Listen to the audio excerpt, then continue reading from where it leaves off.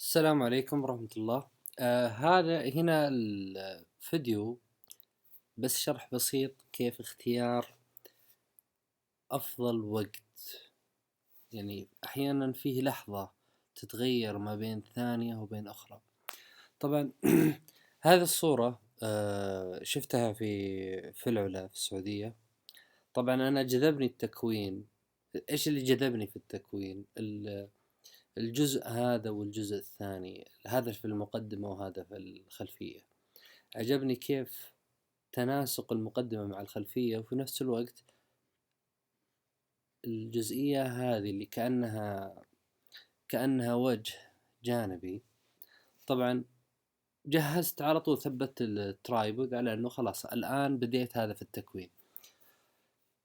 طبعا أهمية الوقت في هذا أنه في لحظة ثانية تغير الوقت.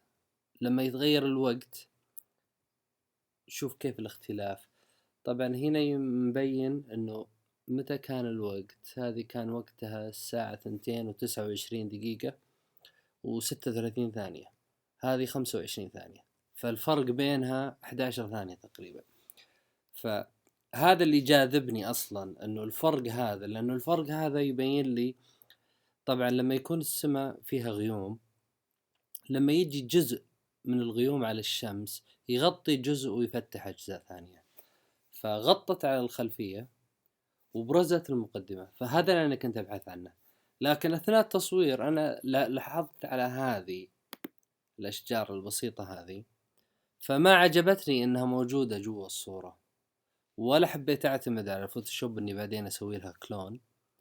ففي نفس الوقت صورت مرة ثانية. طبعا عدلت في التكوين، هذا التكوين اللي قبل عدلت في التكوين، والتعديل في التكوين خدمني من ناحية انه الجزئية هذه خذت متنفس شوي.